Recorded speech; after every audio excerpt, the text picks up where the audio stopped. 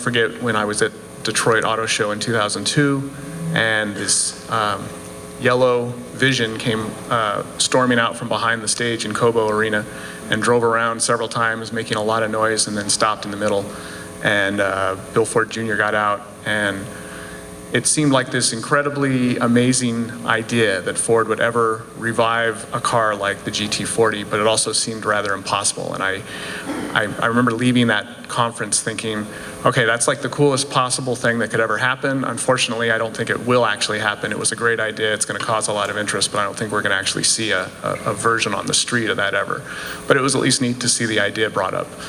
And about 2 months later, or less, maybe less than 2 months later, it was announced for full production.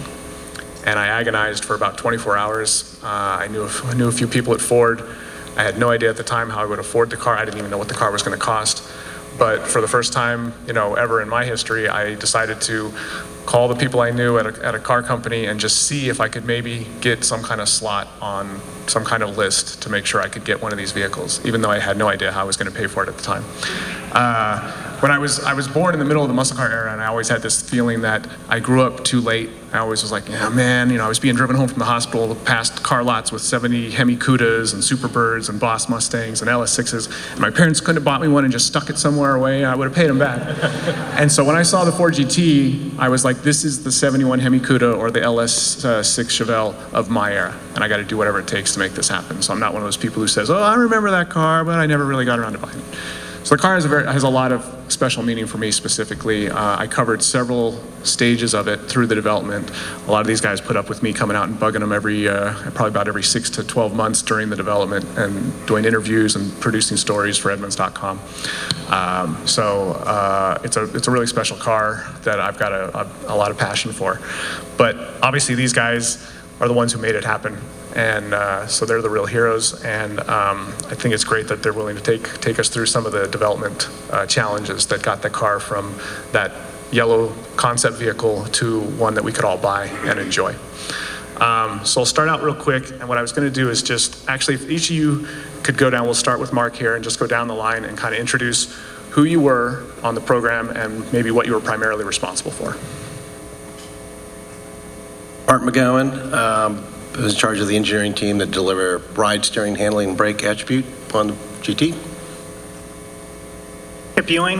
I was responsible for the vehicle packaging of the car, which basically means reconciling the engineering requirements with the appearance of the car. So had a foot in both camps, and then later on directed all of the prototype builds, the show car builds, and the interior engineering in its later phases. Camilo Pardo, chief designer, and that included the design of the concept car and then the production car. Theodore, I was head of car engineering, and maybe we'll tell you later, kind of the instigator that got Ford GT going again. It had been tried many times before, and through some good circumstances, you all got one, as do I. And my good friend Neil Ressler here. Yeah, I'm Neil Ressler. Camilo and I started this thing originally in 1999, and then it got put in hibernation because we didn't have any money to do it. And then Chris brought it back to life about a year later. By that time I'd retired, but I came back as what was fancifully called senior technical consultant, or some name like that. I didn't make that up. And anyway, it was a great experience.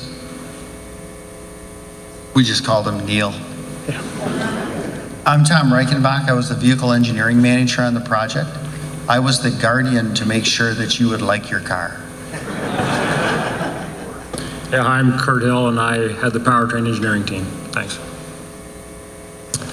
I'm Scott Ahlman. I led vehicle dynamics analysis at first, and then chassis design, as well as then in the end with Mark McGowan and the guys on chassis development, ride and handling development with the team. Hi, my name is Rich Brooks, and we was part of the prototype build team.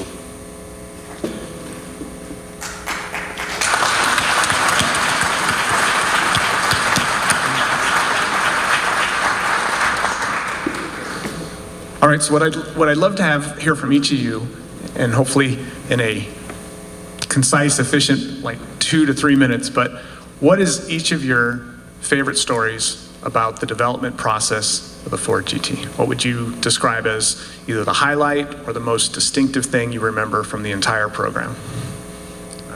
Start with whoever thinks they're ready first.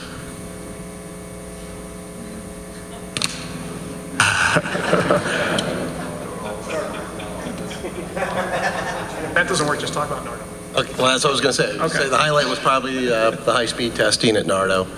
If you don't know where that is, it's a track in Italy, 7.8 miles around. It's a perfect circle, only has 12 degrees banking, and every car company that has a supercar goes there to run their high-speed testing. And the highlight there was just 10 days, 2 cars, running them basically flat to the floor. 207, eventually up to 212 was the top speed we got it to. First time the car, the one experience I do remember was the first time the car got to the certified speed of 205. It actually happened at night in total blackness and definitely outrunning the headlights. I don't know if it's the most memorable story because there's so many of them, but I'll tell a story I never told publicly. When we were building the 3 Centennial cars, the red, white, and blue cars that we unveiled, I was leading the build of those. I knew that ultimately it was going to be very hard to keep track of these things once they were built. So I wanted to make sure that I had absolute control over the cars and who had access to them. So I wanted to make sure I never was without the right key to any one of those cars. So when we were building them, I made sure that all the cars had common key codes. But I labeled each of the fobs, car 1, car 2, car 3, so that no one knew that they could get access to another car and have it disappear.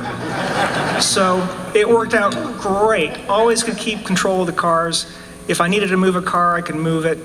And at the end of the publicity phase of the program, somebody said, "Hey, Kip, I need the key to car number 3." And I just said, "Oh, here, take this one." It was the fob number 1. He says, "You gave me the wrong key." I go, No. Here's the secret. All the keys are the same.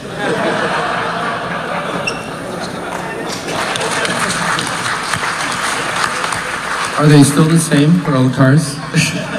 Check your mileage tomorrow morning. Okay. There is so many exciting parts about the program, but when they actually told us at the studio that we're going to be working on the new GT40, as we could use the name, that was extremely exciting. And well, like many programs, every day that you go to work, they may tell you, well, we canceled it. So you went to work hoping you could get through it and they wouldn't cancel it. And then the next exciting part about the whole thing was when they actually told us that we can do it for production.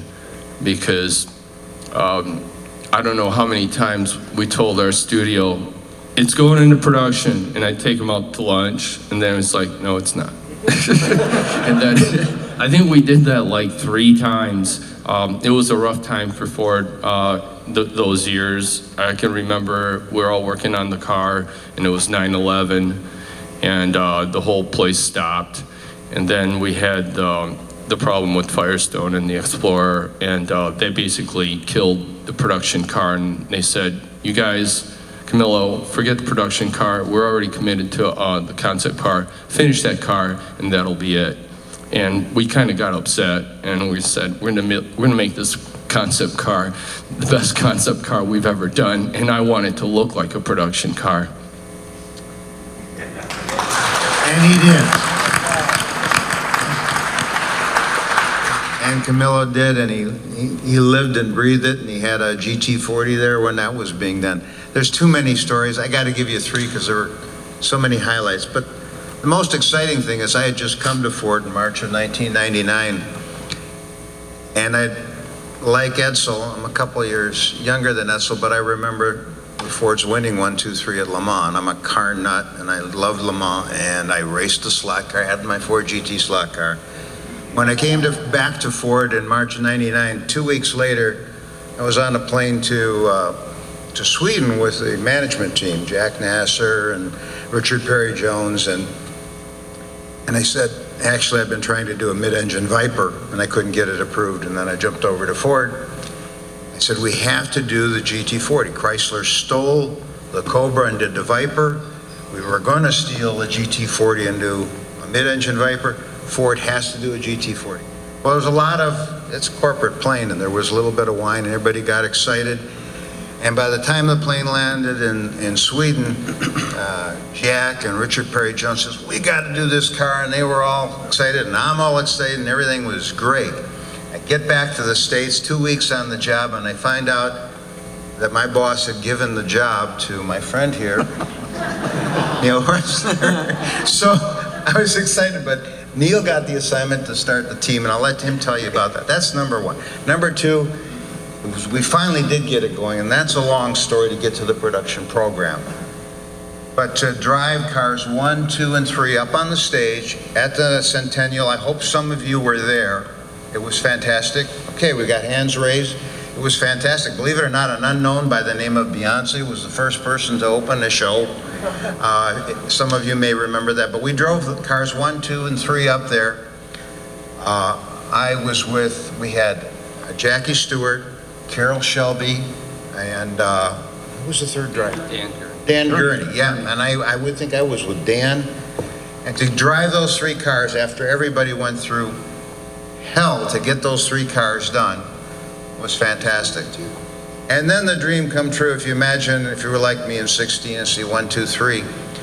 Finally, the production cars, we went to introduce the car to Europe. And where did we choose to introduce it but at the Petit Le Mans? And if you know that, it's a recreation where for 24 hours, by decade, for 2 hours, each car from the history of Le Mans races there, in between heats. Now this happened to be 10th anniversary with my wife. I said, goodbye, I'm going to Le Mans. We got to take the Ford GT and a GT40 Mark I and a GT40 Mark III, and we got to Le Mans at the track with the press. And it was midnight, I called my wife up, I said, this is the greatest anniversary present I've ever had. I will never forget that. She wasn't too happy, but I so that's my best time.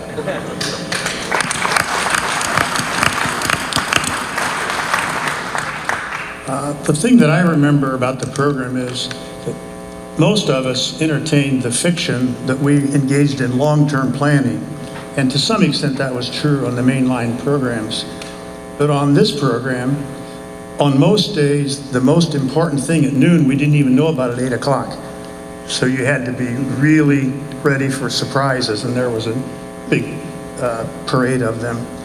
On the question of who ended up leading the program, I had retired and had come back consulting at Ford on a very modest scale.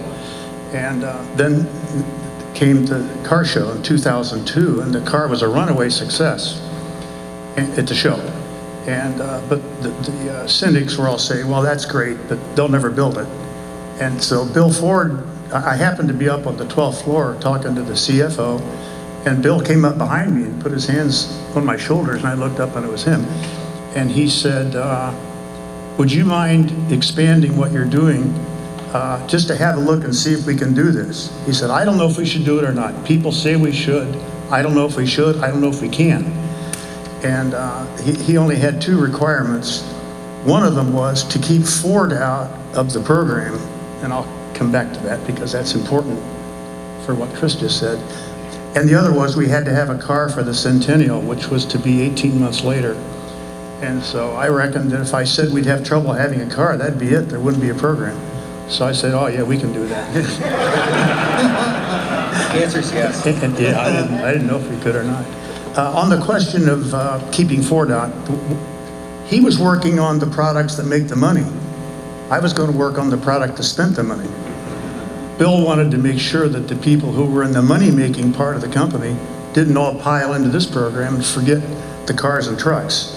So Chris could easily have done it, and later actually did step up a lot, but it was just to keep focus on the money-making part of Ford while our little group beavered away over at the SVT office on this car that turned out to be pretty nice.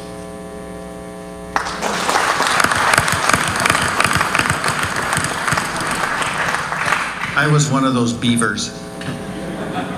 We were squirreled away or beavered away in SVT offices, but one of my most memorable moments was the launch of the car.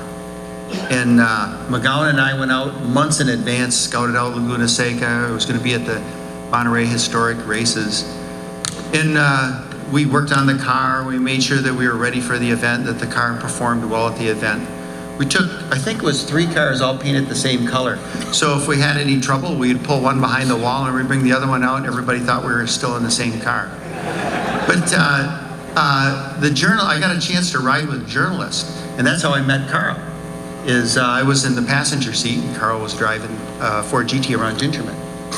And but anyway, we were out at Laguna Seca and Monterey Historic Races, and the European press was there. And I got in the car with one of them, and he says, "You are the bravest man in the world." I said, "Why?" He says, "You ride with journalists." And then he proceeded to put it in 6th gear and accelerate at 5 miles per hour to see if it had any torque. And then another journalist, a German journalist, got in the car. We went down, blasting down Highway 1, and I leaned over to him and I said, "In 5 more miles per hour, you'll be 100 miles an hour over the speed limit." He says, "You think I should slow down?" I said, "Yeah, it's probably a good idea." We were going 150 down Highway 1. And, but anyway, I said to the journalist, I said, "I'm not the bravest man. Sooner or later, for even the driver, self-preservation kicks in."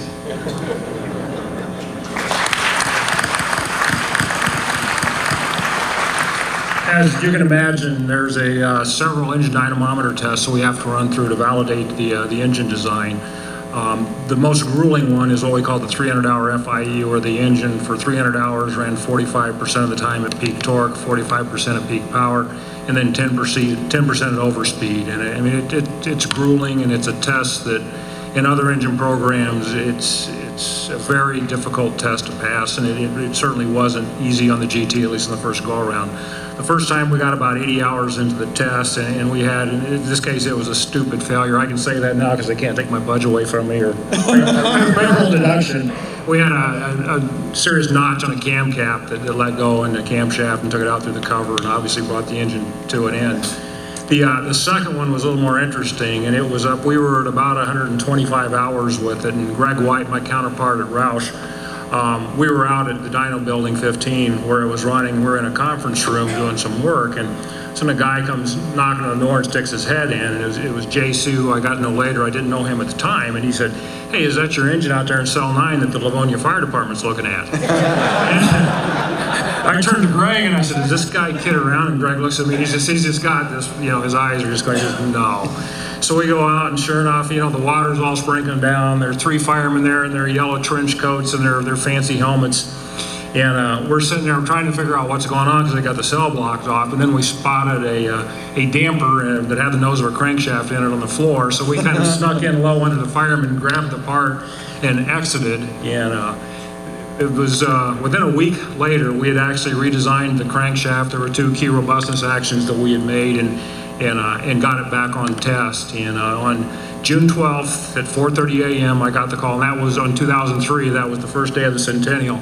I got the call at 4:30 a.m. that we'd passed the test. So it was, don't tell my wife this, but it was equivalent to my firstborn child. I mean, it was the highlight of the program.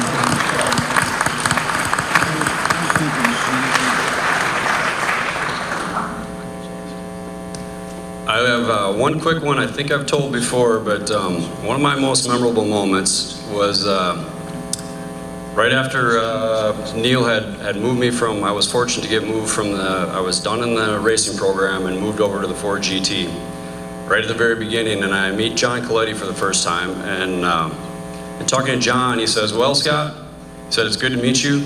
He said that, the thing to remember is we have no time, no people, no budget, no choice. Great to meet you. And so that was my first experience on the program and with John Coletti. But my most memorable times, there's many, but I would say all of our track time, I would say us guys on ride and handling development were probably the most spoiled of the bunch. We got to spend a lot of time on the track with the GT. And one of my most memorable times for sure was getting to drive on our 5-mile oval at high speed. Not quite Mark's two 216, 209 there, but 180 miles an hour on Romeo Proving Grounds going through the banking is pretty cool. Very cool. The expansion cracks going off at tenths of a second through the corner is a pretty amazing feeling. So that was it.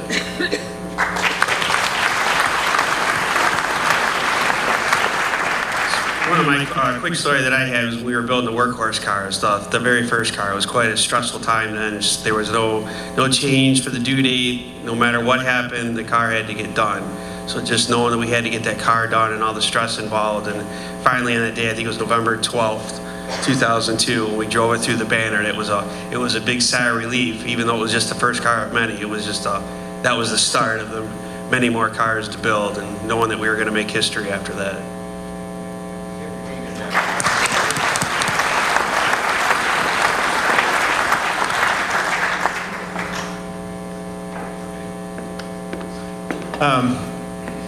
All right, so let's do a real quick one here that we can get through quickly just with raised hands. How many of you guys are, and there's no right or wrong answer to this, how many of you guys are surprised at how popular the car is 10 years later? Raise your hand if you're surprised. Okay. The other thing I was going to ask is, and I think you just answered it, Rich, but when did each of you know without any question in your mind it was going to be great? Some of you guys might have known that as soon as the program started. Some of you might have known a year after it was on sale and everyone loved it. But I'd like to just hear from each of you when you knew the car was going to be great. That one's easy. Monterey, the auction for the first, yep, and Jay Leno was the MC in it, and the final bid was what, 500,000? 557. Yeah, 557. 557, and we had a party that night on the second floor somewhere in Monterey, and Gurney was there, and Jay Leno, and all the celebrities, and we just knew that the car commanded such a price that the magic in the air. I still remember that night. We were just on such a high. It was such a high that we knew the car was going to be big. That's a really tough question when you know it's going to be great. I mean, I knew the car was going to be special. When I say I'm surprised it's as popular as it is today, it's just for a car that was made for less than 2 full model years, for it to sustain the attention and the imagination of the public, I think is the shock. And to see how many people still own the cars for so long and have put so many miles on the cars. You know, Jeff Larson putting over 100,000 miles on it. I think it's really tough to put a singular moment when I thought the car was going to be amazing, because there's so many points where you get a little taste of it. And when you're developing it and designing it, you're a little too close to it. But I remember for myself, at least, the first time I drove the Workhorse #1 around the block. It was at 30 miles an hour, but it was so exciting to be in a for real Ford GT, and to get a sense, even with the car as crude as it was, how much potential there was. So it was all gravy after that. There was a day out in the courtyard and design center that we rolled out, like every week that we rolled out an original GT40, our Ford GT that we're working on, and a 360 Ferrari. 360 Ferrari was our target in every way, mechanically and visually, whatever. And our car always looked inferior for a long time. The Ferrari was really muscly and just, it looked like, it's going to tear up everything around it. And the GT40, the original, was just perfect and beautiful. And we kept taking notes, and taking it back to the studio and going at it hard again and trying to get this thing right. And the one day it rolled out there, and it made the old GT40 look old. And it made the Ferrari look fat.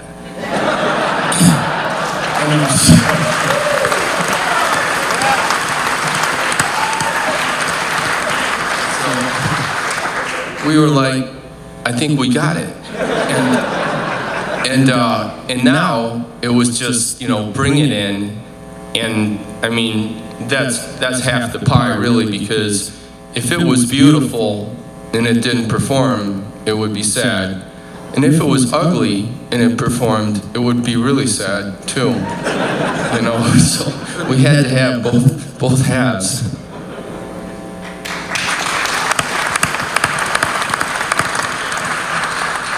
Well, I got to say I wasn't surprised, because I knew, especially when Camilo got around to the shape that we liked, that we really all wanted, it was in there. I knew the car was going to be great.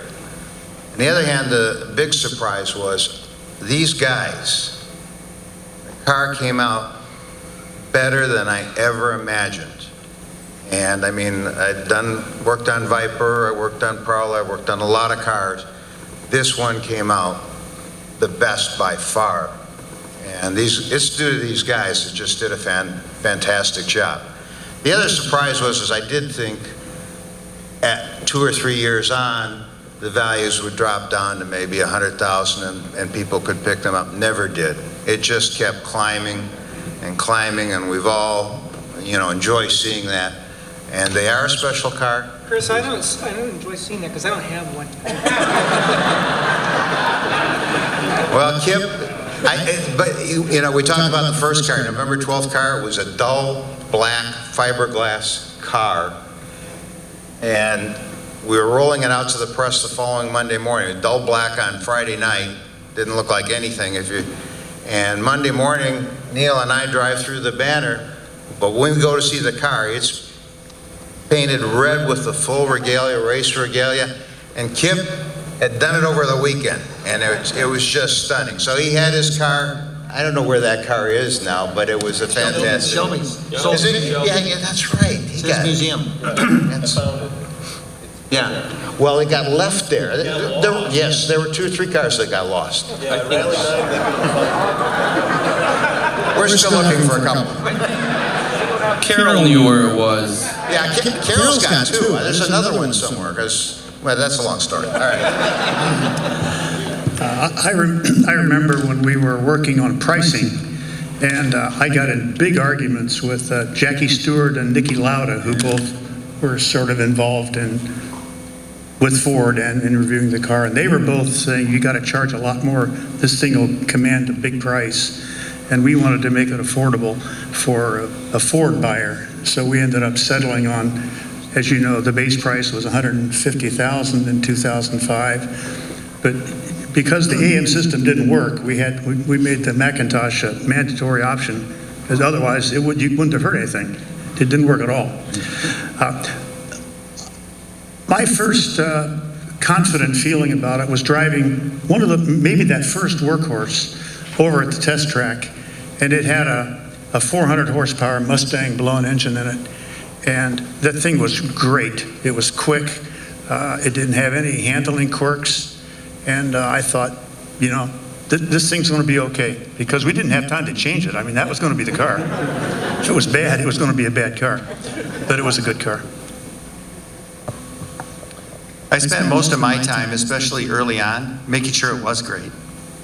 So, especially early in the program, I said to the guys, Ford doesn't do cars like this. That's not what they do.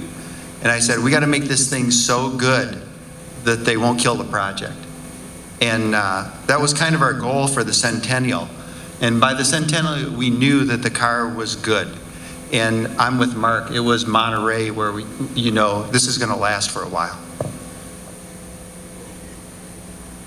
Yeah, I guess for me, it was probably, maybe halfway through the confirmation prototype series when it became obvious that this was going to be a great car. And I had a December 2003, something like that, in that time frame. And the team was just clicking so well. We had everybody co-located in the same room. There was no turf battles. Everybody wanted this to be the best car ever. And the thing that was impressing me so much was the design quality. This is the highest design quality car Ford has ever made, and I don't want to say ever will make, but it's just, everything's right about it. The construction, the design is inherently good, and it's hard to kill the car, I think, as many of you know. And that's when I knew it. And I mean, there's times I'd drive to work and I would swear there was divine intervention, the way it was coming together. And the car from every angle, I mean, the job Camilo did on it was just incredible. There was not a bad view anywhere. Some were better than others, you know, as you go around, but there was no bad views. And at that point, we knew it was going to be, and just everybody put their best in it and made sure it got there.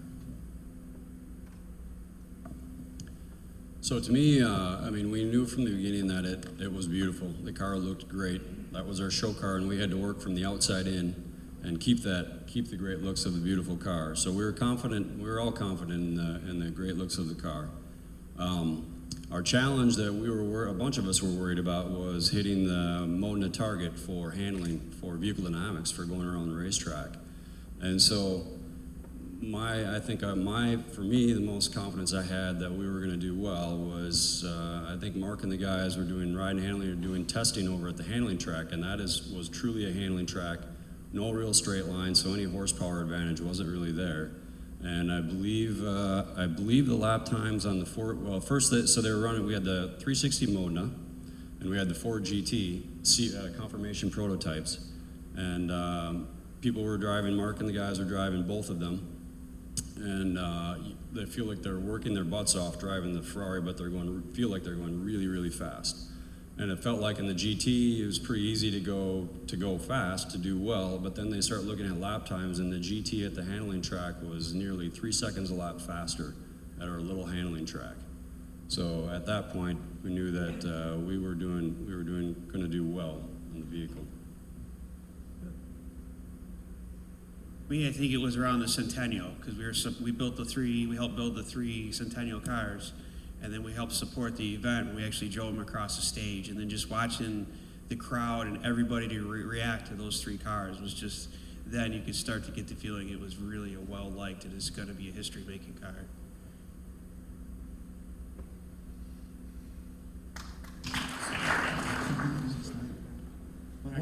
Carl, when did you know it was going to be a great car? Yeah, you know the answer to this already. Well, I was very fortunate because I got some exposure to the car during the development process. So I was a semi-outsider. I still had access to being able to see these guys, so I wasn't a complete outsider, but I certainly wasn't putting in the day-to-day grind that they were putting in to make this fabulous vehicle. And my first experience with it was with Mark when he took me out in that black fiberglass, dull fiberglass, plastic windowed workhorse car with a smaller engine. And we went out on we went out on Southfield Freeway right out here. He just drove me out of the SVT building, and it was not more than a 10-minute drive in the car. But in that 10 minutes, we encountered 2 young kids in a Volkswagen Golf, and I thought they were going to have an accident because they were trying to see the car and drive at the same time, and Mark was just laughing, and I was in there. I could hardly hear him because the engine, there wasn't much sound installation in that car. But it was very fun to watch that first reaction that I saw from the public with the car in the real world, and that was pretty telling. Then the next experience I had was at Gingerman Raceway. This was like October, November of 2004. And so the car was pretty much finalized, I think. And I went to Gingerman Raceway, and it was fun. I had so many interesting times getting experience with the car. It always seemed like something happened. I always felt like I had to really go through some kind of major challenge when I had opportunities to drive the car.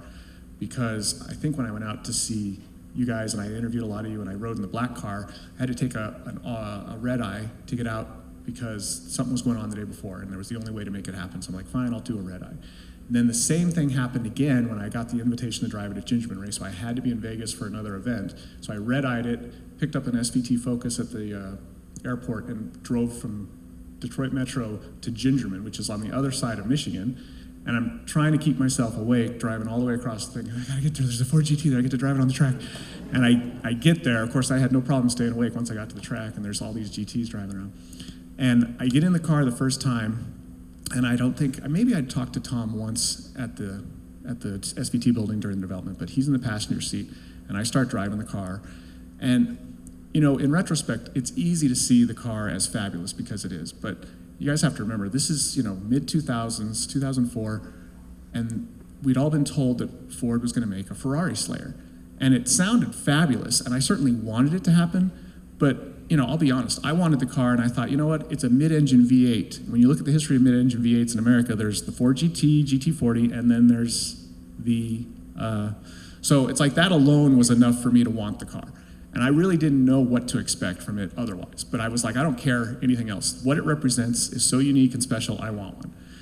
And I got in the car with Tom, and we start going around Gingerbread Raceway, and like third or fourth turn in, I'll never forget this. I had this thing go through my head where I was like, oh my God, it's gonna be good. And I remember feeling bad later after this. It's like, no, I wasn't expecting that. I really wasn't expecting the car to be fabulous. I expected the car to be this very cool, unique representation of a historic moment in Ford and in the American racing. I did not actually expect the car to be this incredibly fabulous driving experience. I didn't need it to be, and I still wanted one. And when it was, that's when I'll never forget that moment where I was like, oh, it's gonna actually be really good. And then my other story was 6 months later, I got to drive it on public roads. And again, it was like, that was 6 months ago. I was tired, I was on a track. Was it really? And I got some time again on a very curvy road up outside of Napa. And that was the crystallization moment, because I was driving it on public roads where I knew I'd most likely be driving it and everyone else who got one would be driving it. And I'd driven a lot of cars. I've driven Ferraris and Porsches and all that. And when I drove it on that road for about 20 minutes, again, that's another one of those moments I'll never forget. It was like, okay, I can't imagine myself going any faster, any more confidently down this road in any other car. And I'd driven a lot of cars at that point, and that's when I knew it's like, wow, Ford has made a complete supercar package. There's no weakness, there's no Achilles heel. This thing is a fully formed supercar that you would get from any of the other name brands out there that are known for supercars, but it's coming from Ford. So that was a fabulous moment.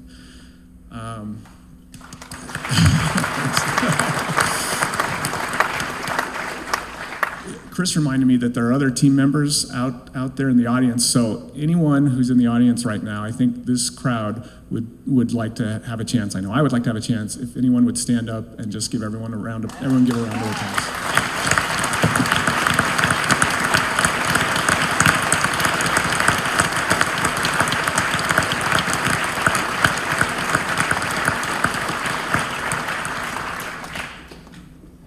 Well, I think that pretty much covers it. We don't want to hold anyone up too late for dinner, but I don't know if any of you guys have any other thing you feel like you'd really want to say at this moment. Chris?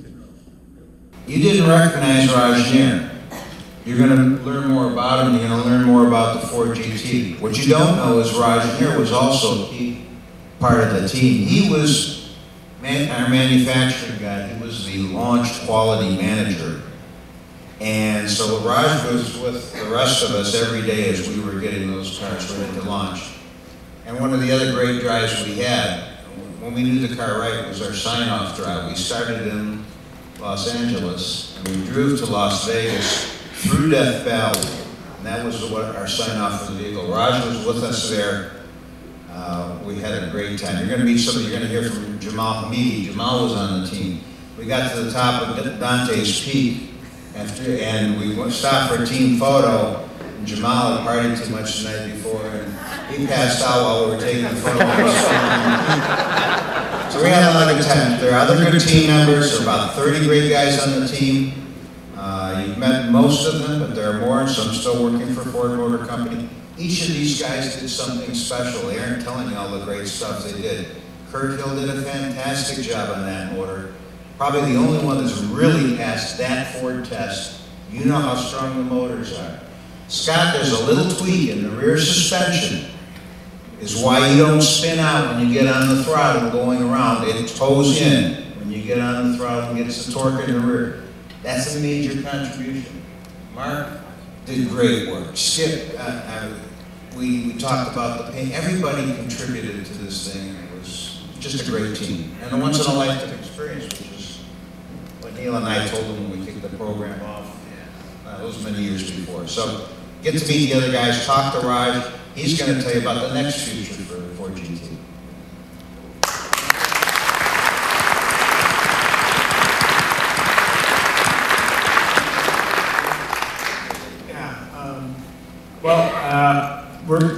You guys will be here for the dinner, and we're going to all go to dinner now, and I would welcome anyone to take the time to talk to each other. did a great job. They kept this thing from going off the rails multiple times. I could have easily, they all know this car could have ended before it started, long before it ended. And I think we owe them all a big debt of gratitude. So, thank you guys so much.